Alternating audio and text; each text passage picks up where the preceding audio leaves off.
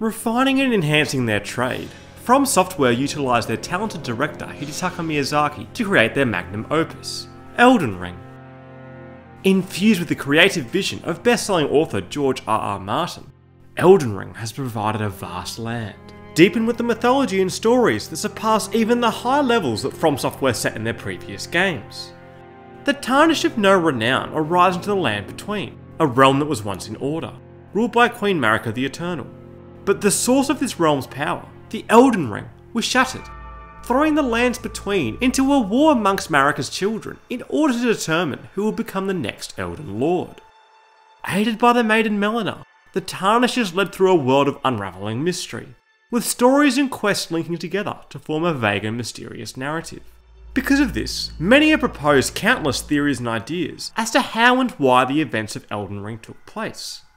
An iceberg chart is a way to formulate and present these theories, with the more common and simpler facts and theories appearing at the tip of the iceberg.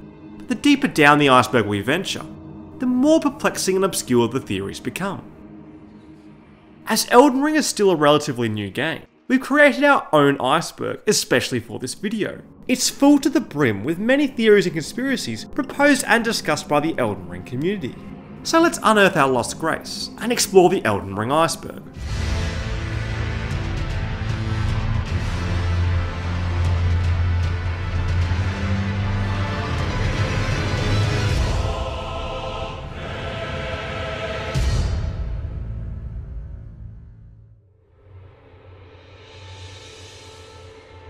Let's start off this iceberg with a secret that can be revealed through certain gameplay actions, and that secret is that Radagon is Marika. The sovereign over the lands between, Marika was the vessel for the Elden Ring. Radagon was a warrior of the Golden Order, who gave way to his territorial conquest and married Queen Rennala. After Marika's first husband Godfrey, who we'll talk about later, was banished from the lands between, Radagon was summoned to be Marika's husband, to help lead the Greater Will. You know, it's said that Lord Radagon harbored a secret. A famed sculptor of the Erdtree capital was once summoned to render Lord Radagon's likeness in giant stature, when he glimpsed the skeleton in Radagon's closet.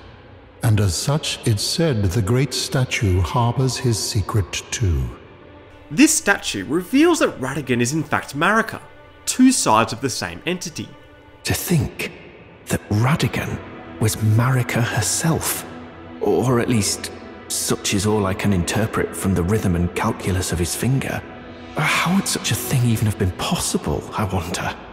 It seems that the mystery of Radagon and Marika's relationship and presence of being is purposely presented to be questioned.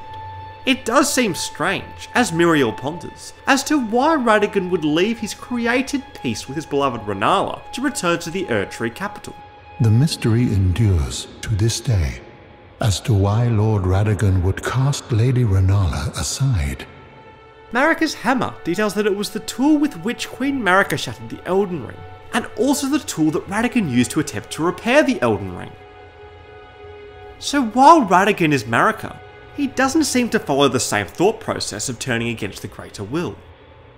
Because of this, Griffin Hart suggests that Radagon is some sort of rogue fork of the Great Will, or at least under a higher level of influence than Marika is with the Greater Will. Science Fiction Guy explores this further and mentions that maybe, when Radagon and Marika split, they inherited a different part of the original personality. While Radagon inherited the part that believes in the Golden Order, Marika received the part that doubted the Golden Order, resulting in her plotting to destroy it. With Radagon then either being influenced by the Greater Will, or believing enough in the Golden Order to return to Marika and try to repair the fragmentation of the Greater Will. The lands are between what?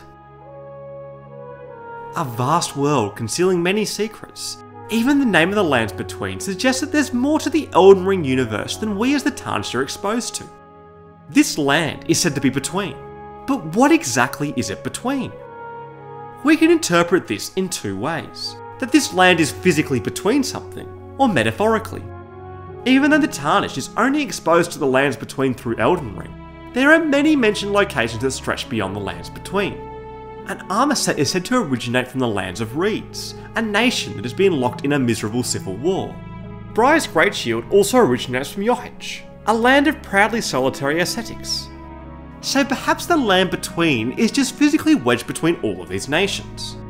If we gaze upon the horizon from the Halig tree canopy, we can see a distant mountain range, one that we are not able to set foot upon. This could be the location of the Land of Reeds, or another of the lands mentioned, which could reason that these lands, although foreign, as the Briar's Great Shield suggests, could in fact still be contained by the lands between. No-Face J supposes that the lands between could be a reference to Tolkien's fantasy world Middle-earth. In an IGN interview with Miyazaki, he states that the lands between is actually a name that was invented by George R.R. Martin. Martin's first novel of the Song of Ice and Fire series, A Game of Thrones, was indeed inspired by J.R.R. Tolkien, with Martin wanting to write an epic fantasy novel since he was inspired as a kid. So it's definitely feasible that Martins could be paying homage to another renowned author, one that he holds to such high regard. The Middle-earth itself is actually derived from the home of man in Norse mythology, Midgard. Midgard was made from the body of the first being, the giant Ymir. He was slain, with his body rolled into the centre of the universe, with his flesh becoming the land, his blood the oceans, and his bones the mountains. In the middle grew the world tree Yggdrasil, which spread its branches all over the world. The lands between is home to the Erd tree, an immeasurable luminescent tree, which could easily hold parallels to Midgard, and From Software is no stranger to Tolkien references. Analon in Sindarin, a fictional language that is primarily used in Middle-earth, translates to Sunhaven. In Dark Souls, Analon Do serves as a throne for Lord Gwyn, the Lord of Sunlight. Likewise, in Elden Ring, the Numen's rune touches upon the Numen, people who come from the same stock as Queen Marika herself. This could yet again be another Tolkien reference, with Akasutka Raid proposing that it's a reference to the Numenor, a kingdom of men that was established on an island brought up out of the sea. But unlike the Midgard, which represents Earth, the Numen's rune suggests the Numen originate from outside of the lands between, as well as the Tarnished also having been said to have been banished away from the lands between. But as George R.R. Martin describes the Middle-earth, like the world he created in the Song of Ice and Fire, it's a secondary world, a less science fictional sounding alternative world. If the lands between has been inspired by Middle-earth, then this could be the lens that we should view the world with. Many, like Cheesem5000, believes that the land between is actually a metaphorical representation of the afterlife, or a sort of purgatory, the lands between life and death. Ye tarnished, ye dead, who yet live. But this afterlife seems to be more concretely represented by the Erd tree, with souls returning to the Erd tree upon death. Farum proposes a more physical hypothesis of the lands between, stating that it's actually located between places vertically. Beneath the land between lies the underground eternal cities of Nokron and Nokstella. But if we venture to these underground cities and look above, all we see is the cosmos, not really what we'd expect the bottom of the lands between to look like. Sidestepping slightly, Chicks with Bricks Come initiated a thought-provoking theory that perhaps the lands between is upside down, with the real stars and galaxies being below our frame of perception. Hidney rotated the cover art of the Elden Ring to reveal a golden tree, prominently illuminating the surroundings. Feels familiar? The Erd tree could metaphorically be coming from the cosmos. So if the ground is really the cosmos, it seems logical that there would have been something in the sky, or rather, below us. The ruin fragment is a stone fragment found near places where ruins have fallen from the sky. These shards of stone are believed to have once been part of a temple in the sky. Certainly, many ruins of the Sky Temple can be seen throughout the lands between. So at the very least, we know that the lands between is vertically sandwiched between these two worlds. But I'm not really convinced that the tarnished reality is flipped upside down. The Great Spear Siluria's tree suggests that the primordial form of the Erd tree is close in nature to life itself, and the root resin describes the roots of a great tree that was once linked to the Erd tree, with the roots in the catacombs being all that remained of the tree.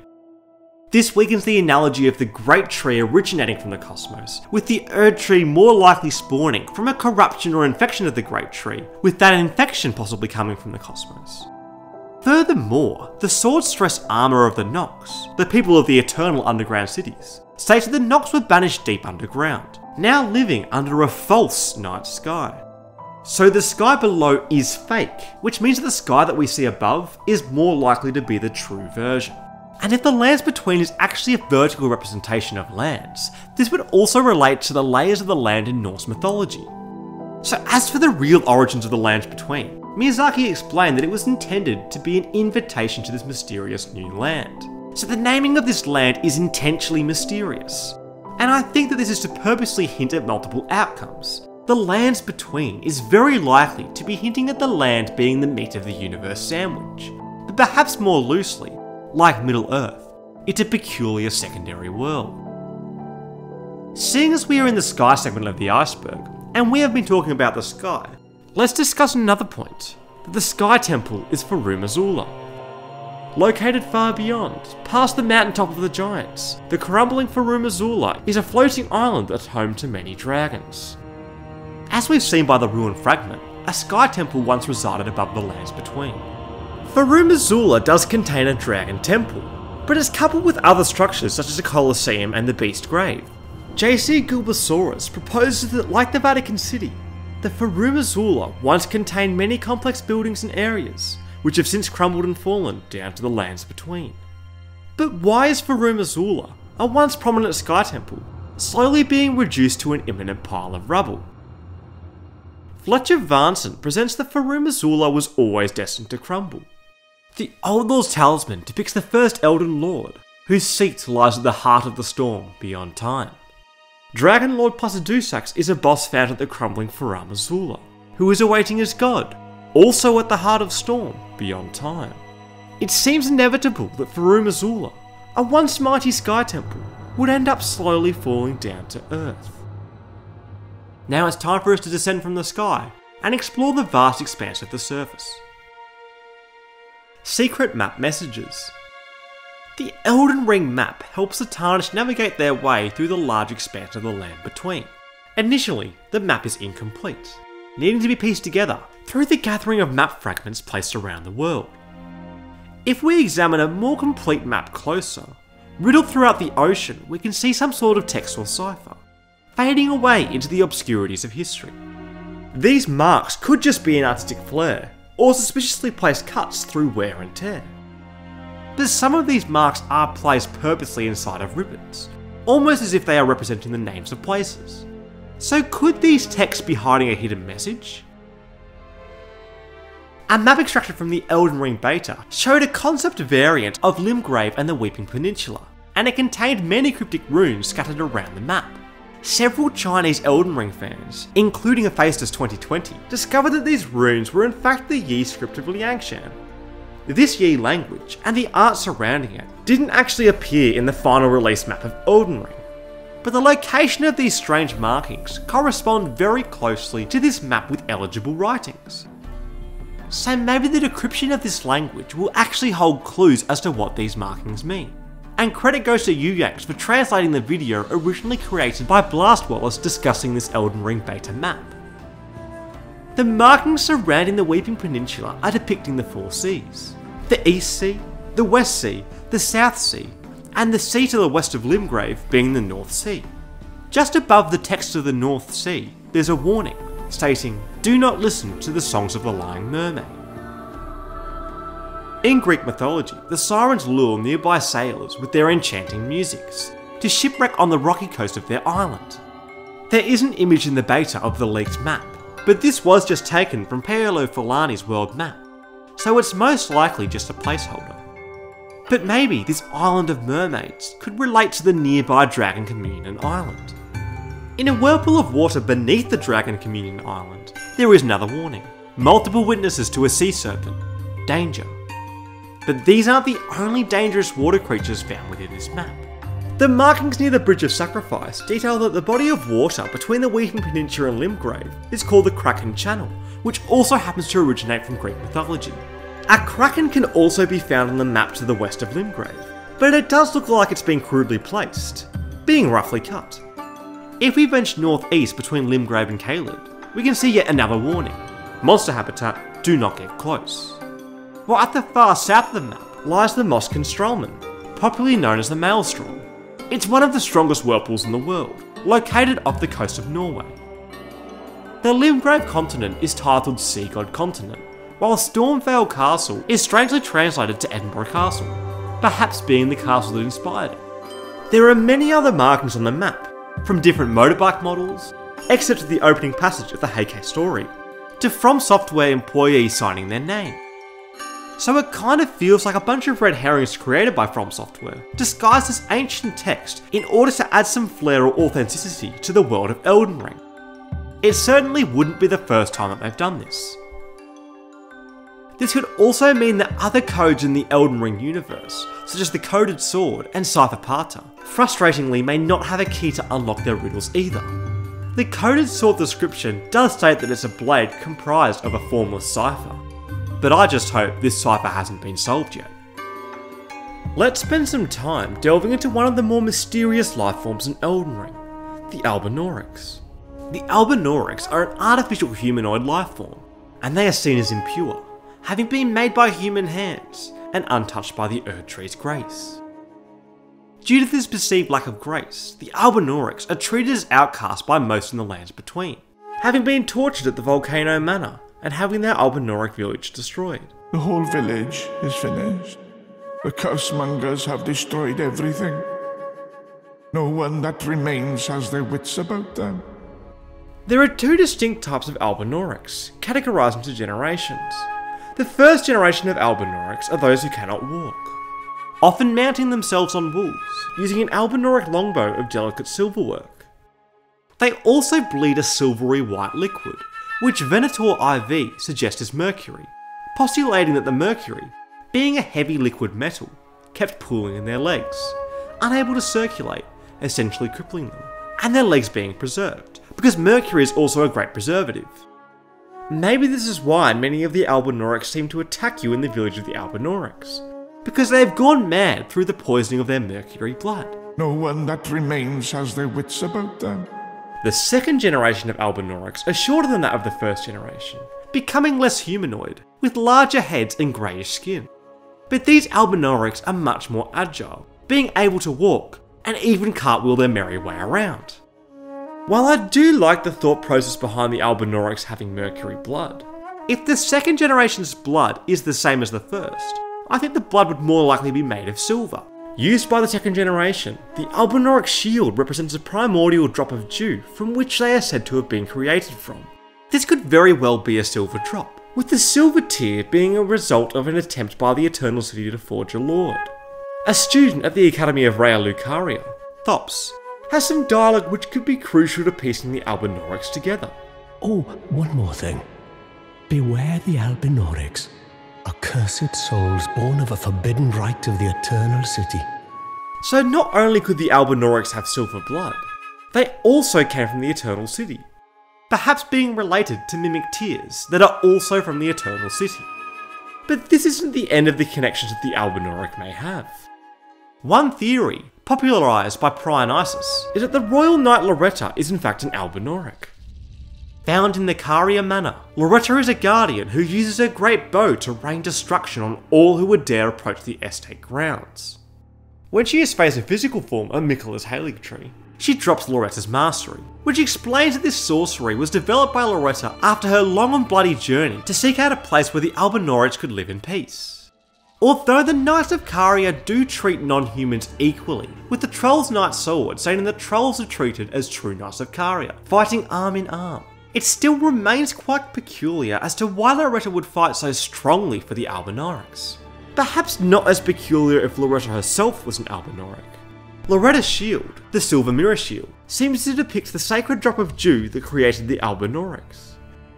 But this description of the Mirror Shield states that while this inspired rumours that Loretta herself was an Albinauric, these were absurd. So should we take these descriptions as true, discrediting that Loretta is an Albinauric? I don't think so. It seems quite suspicious as to why this rumour has to be defended in the first place. Going to all this effort just to deny the claim that Loretta is an Albinauric often means that there's some level of truth to these claims. There are many other parallels between Loretta and the Albinaurics, such as Loretta only ever riding a horse, and also we never see her using her legs. But when we do fight Loretta, she does bleed red, rather than the Albinauric silver blood.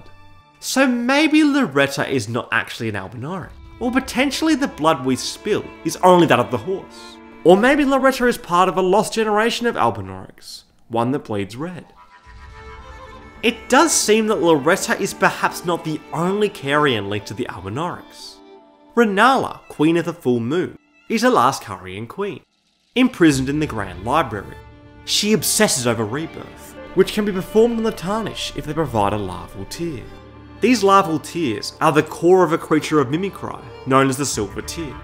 So it seems like Caria have a much stronger affiliation with the Albinauric than what we can see on the surface. Because of this, Soma Machine theorised that the Carians could have even created the Albinauric. The servant of the Carian matter, Pidia, is ill-starred, and doesn't seem to be able to move.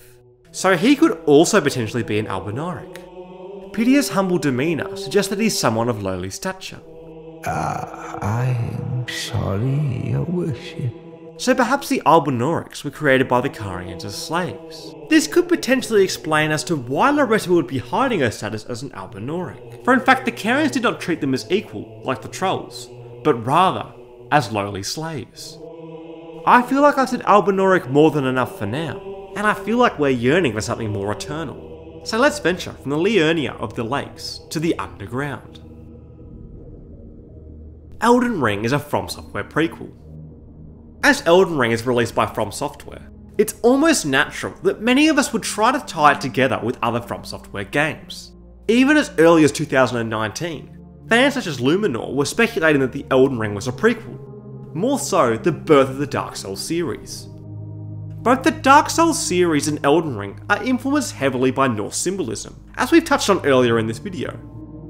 Melania, Blade of Mikola, is seen wearing a Valkyrie helmet.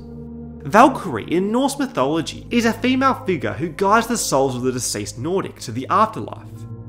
These Valkyrie are often accompanied by ravens, with the Old Norse textbook Prose Edda perceiving Valkyries and ravens accompanying the wise victory tree Odin at the funeral feast.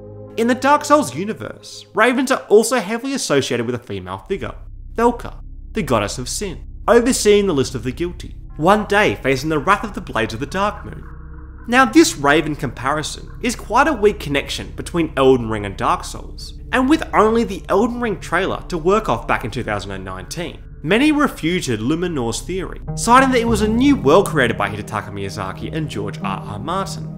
And I do actually think that it's more likely, like T-Zan is Mad suggests, that the Valkyrie helmet is most likely a reference to Berserk, something that the Soul series is heavily inspired upon, as it's similar to the armour worn by the noblewoman Farnese de Vendimion. But once Elden Ring was released, and many were able to experience the world of the Land Between, this tune began to change. And it was not only Dark Souls considered to potentially be included in the Dark Souls universe. Many parallels were drawn between the From Software games. The inclusion of patches, a regular in the Soul series, could hint at a connection, but I believe this should be taken with a grain of salt lore-wise, as patches is very much a From Software Easter egg, having been a reference as far back as the Armored Core series, with the Link's patches, the Good Luck, being an enemy in one of the missions. But that's not just where the references seem to end. Within the Stormvale Castle are the hostile creatures known as the Exile Soldiers, who strike a strange resemblance to Dark Souls 3 Slave Knight Gale. Gale is a slave knight, and the slave set in Dark Souls 3 states that long ago, only the undead served as slave knights, warriors used as fodder in the bleakest of battles. They grew decrepit, their skin charred black and their bones twisted. Eventually they went outright mad, but were never relieved from duty. The only slave knight we do see in the Dark Souls series is Gale, so the slave knights must have been close to wiped out before even the events of the first Dark Souls. In Elden Ring, the Exile Soldiers comprise the bulk of Stormvale's defences, and the Exile set states that these soldiers were sent to the penal colonies. Could these Exile Soldiers and Slave Knights be one and the same? Many fans, upon completing Elden Ring, noticed how each ending could lead to a different series in the From Software franchise. While Elden Ring currently has 6 different endings, they can be categorised into 3 distinct. After defeating the Elden Beast, if the Tarnished summons Rani, she brings an end to the Golden Order. The battle is over, I see. Now cometh the Age of the Stars. A 1000-year voyage under the wisdom of the moon. The Lands Between is left without a deity or a ruler for the first time in an age. Ririn Desio explains that this world leads to inhabitants of the Land Between worshipping the remaining outer gods, morphing into the Elder Gods, the gods present in Bloodborne. The moon is of utmost importance in Bloodborne, and the Age of Stars brings about a voyage under the wisdom of the moon. If the Tarnished chooses to inherit the Frenzied Flame, upon defeating the Elden Beast, they sacrifice their own body at the Forge, burning the world completely. Melt it all away with the yellow chaos flame, until all is one again. North Tomato 5292 suggests that this ending is the eventual Age of Grey, where the dragons can now roam free, and the seeds of the Erd Tree sprout into great trees. In the Age of Ancients, the world was unformed. Could the world being unformed just mean the ashes of what was once formed? Theodis09 furthers this by suggesting that the cinders of the Frenzied Flame did not die out, with a fire catching again, leading to the Age of Fire at the hands of Gwyn, commencing the events of Dark Souls. On the other hand, North Tomato proposes the Hyetta, whom bestows the Frenzied Flame seal to the Tarnished, is actually the first Firekeeper. My eyesight has been weak since birth, you see. But when I eat one of those grapes, I can feel a distant light in the back of my eyes. Hyetta's eyes are fed by the Tarnished, until the flame of chaos within the Tarnished burns and melts Hyetta's eyes.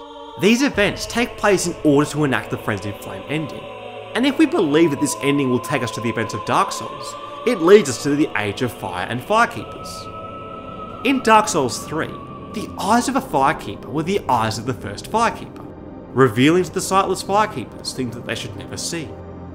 If the Firekeeper is given the eyes of the Firekeeper, she remarks, "The eyes show a world without fire, a vast stretch of darkness, but 'tis different to what is seen when stripped of vision. In the far distance, I sense the presence of tiny flames." Could this light be the very same light the Hyetta saw? It's definitely possible, but I'm not sure if it's that likely. The other 4 endings in Elden Ring are where the Tarnished become an Elden Lord, instilling a new age of their choice: Order, Fracture, Dustborn, or the Fell Curse. If the Tarnished uses the Mending Rune of the Death Prince to pronounce the Age of Duskborn, a new order where death is restored, then maybe the importance of the power of one's soul was elevated, with demons beginning to surface. This age could bring about demon souls. Tronvin completes this theory by tying Sekiro to the ending where the Tarnished chooses to mend and perfect the Golden Order, initiating the Age of Order. The Mending Rune of Perfect Order states that the current imperfection of the Golden Order is that the instability can be blamed upon the fickleness of the gods being no better than men. If this was fixed, then gods such as the mythical divine dragon in Sekiro could emerge, seemingly being much more pure than the gods of other From Software games. So if this theory was true, what would the other 2 orders, the Age of Fracture and the Age of the Fell Curse, lead to? But Miyazaki did state in the IGN Summer of Gaming interview that Elden Ring is a different world to Dark Souls. But having a pre-existing universe based in the past does help write a story with little to no constraints. George R.R. Martin was given the freedom to create a whole new world for Elden Ring, and he did state in an interview with WTTW News that it was a sequel to Dark Souls. The game is called the Elden Ring, and it's a sequel to a video game that came out a few years ago called Dark Souls, and it came out of Japan. But this wording could, and probably should, be interpreted as a spiritual successor rather than a direct sequel. Ultimately though, I think From Software will be aware that creating a proper link between Elden Ring and other From Software games will create many potential lore problems. So I think that this theory will remain an unanswered, or possibly later refuted, theory. Godfrey lost his purpose.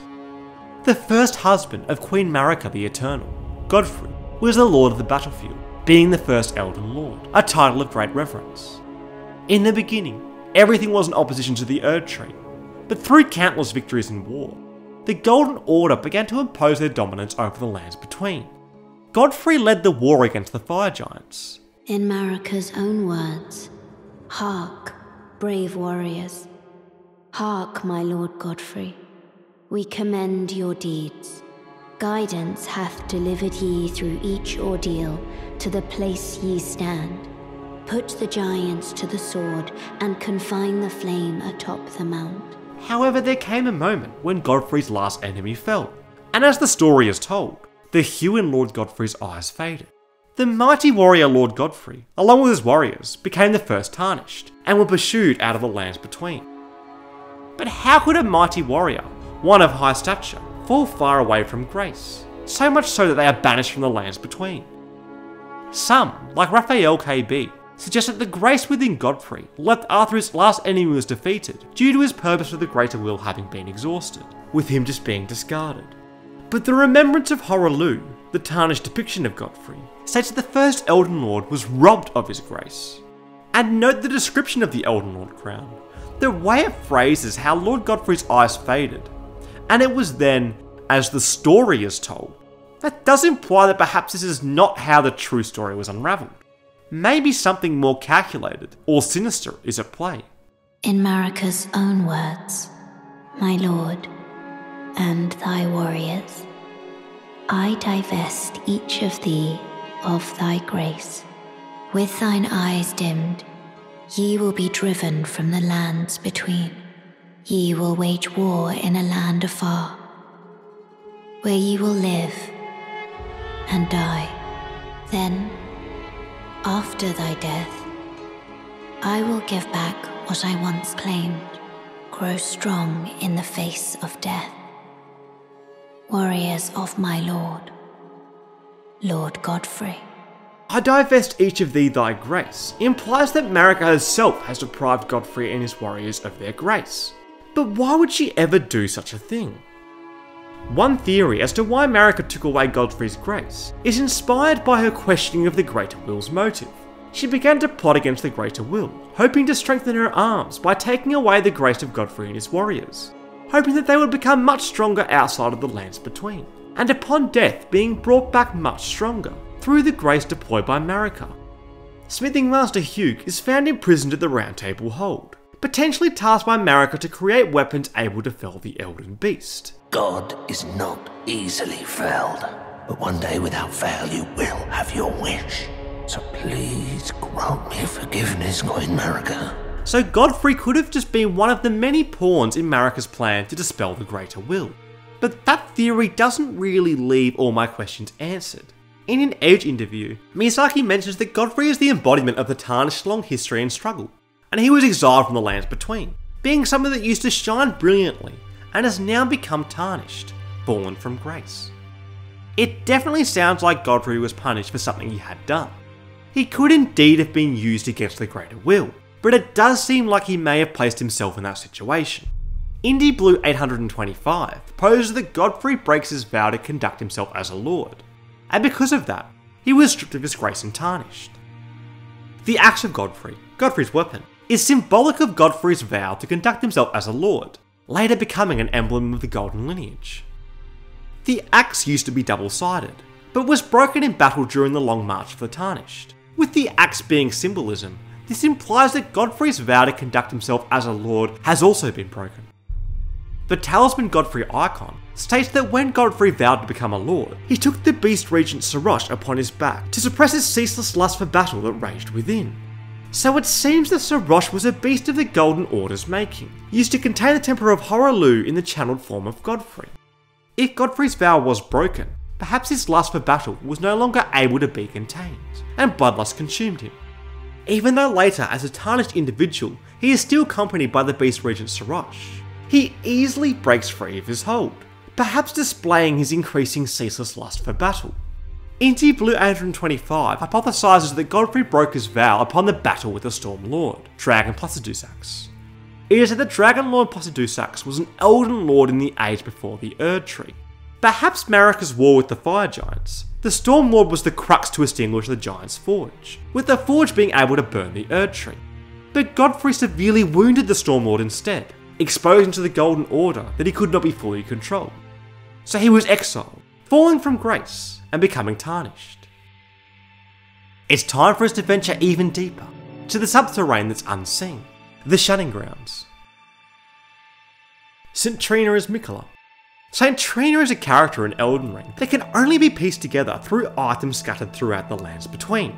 The Sword of St. Trina mentions that she's a mysterious figure, with some saying that she's a comely young girl, but others are sure that he is a boy.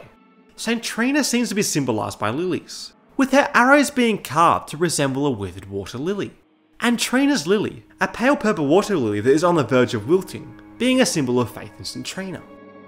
Miquella, one of the twins birthed by Marika and Radagon, suffered afflictions from birth, being cursed with eternal childhood. Miquella attempted to grow his own Erd tree, ultimately failing in what became known as the Halig tree. A symbol signifying faith in the Halig tree, Miquella also has a lily, one of unalloyed gold that has also started to fade and wilt. This does seem eerily similar to Trina's lily, and Nesthead Dead think this is more than just a coincidence, and that in fact St. Trina and Miquella are one of the same.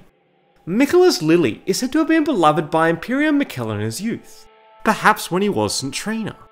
To further concrete this theory, we can reference some dialogue from a now cut character, the humble servant Rico, who's in search for clues that might unravel the mystery of a holy personage that was once abducted from these lands. Rico then finds the body of Miquella, which he mistakes for St. Trina's. Finally, I have found it. St. Trina's, no, Lord Miquella's cadaver. This, now untold secret, could be that St. Trina and Miquella are the exact same being. And maybe this mystery, similar to the desires of Rico, will become unravelled as more content is released for Elden Ring. The Seabed Curse is the Omen Curse. The Dung Eater is an imprisoned Tarnished, and can be found in the remote sewers of the subterranean Shunning Grounds. Shrouded with an ominous undertone, the Dung Eater wishes to curse the entirety of the lands between, so that it becomes a blessing. A curse upon them all, along with their children, and their children's children, for all time to come. This curse, known as the Seabed Curse, is grown on the corpses killed and defiled by the Dung Eater, preventing the dead souls from returning to the Erd Tree, leaving them forever cursed. Randoman theorised that the spread of the Seabed Curse is the very same spreading as the Omen Curse. The Omen are cursed beings in the land between, having been born malformed with horns. They are viewed as impure, with Omen babies born of royalty kept underground, imprisoned for eternity, while those of common ancestry had their horns excised, causing most to perish. Those that survived were hunted down and slaughtered by the Omen killers. The Seedbed Curse itself seems to also have horns, with the Dung Eater wearing the Omen set, with its malformed depiction resembling an Omen with its horns cut off. The Omen helm explains that this is worn by the Dung Eater, with their form being a vision of the landscape of his mind, and of his appearance as he wished to see it. So it seems that the Dung Eater envisions the world to be cursed with the Omen. The Dung Eater seems to only have male victims, and meticulously targets the male reproductive organs. I will kill again, and defile each corpse with care, just to be sure that when they're reborn, they'll be cursed. It seems that if this Seedbed Curse is a curse to the male reproductive organs, their seedbed, resulting in their children being cursed as Omen. So where did these Omen come from? And why was the Dung Eater so obsessed with the spreading of this curse? The first Omens we are aware of are the twins Margot and Mog, the children of Godfrey and Marika. Randomman theorised that Godfrey, upon the loss of his grace, could only produce Omen offspring, while some such as Lumen the Frey supposed that Omen children is actually the very reason as to why Godfrey was tarnished in the first place. The Crucible Knights who served Godfrey used the power of the Crucible of Life, the primordial form of the Erd Tree. But in time, the strength shown by these knights, even in their appearance, was seen as chaotic and deserving of scorn. Crucible items such as the Crucible Horn Shield and the aspect of the Crucible depict horns. So some such as Flight Harbinger suppose that the primordial life that gives properties to the Crucible could be the very same that spawned the Omen, becoming chaotic and deserving of scorn. So of course Godfrey, a man heavily affiliated with the Crucible, could have been affected by this later renowned curse, producing only Omen children. Randomman loosely proposed that the Dung Eater could have been one of Godfrey's warriors, and championed the spreading of the chaotic Omen that was deserving of scorn. The rusted anchor does state that while Godfrey and his Tarnished left the lands between with their lord, one boat alone was said to have been left behind. Could this boat have been the boat that was meant to carry the Tarnished Dung Eater, with him managing to stay behind, to spread his curse? I think that potentially the true origins of the Dung Eater could perhaps be larger than this. Hanging from the Omen armour is a sun-shaped medallion, which represents both the guidance the Dung Eater once saw, and the ring to which it will one day lead. Likewise, the radiant gold mask worn by the Lord Goldmask represents both the inspiration that once shone upon him, and the vision of a ring that he will surely find at the end of his pursuit. There are strong parallels between these, and it's supposed that the brilliant inspiration that once shone upon them was the founding of the Golden Order, so Dung Eater could perhaps be a lot older than we think. That concludes our voyage, as deep as we can go, to the depths of the Elden Ring Iceberg. But still it feels like we have only uncovered the tip of this storytelling masterpiece, having only been released for a few months, with countless more theories to be postulated, and more narrations to be connected and cross-examined, with even more content to be hopefully revealed by From Software. The waters beneath the Elden Ring Iceberg still contain many secrets and stories yet to be told. Thank you for being part of this adventure through the murky world of the lands between. I hope you enjoyed it as much as I did. Maybe when the water's clear, we can continue our journey below and make a second part to this iceberg. Let me know in the comments if you'd be willing to partake another expedition with me. I'm sure that you can agree with me that Elden Ring is full to the brim with a detailed yet clouded narrative that seems to have encapsulated us all. And hopefully will be encapsulated for a long time to come.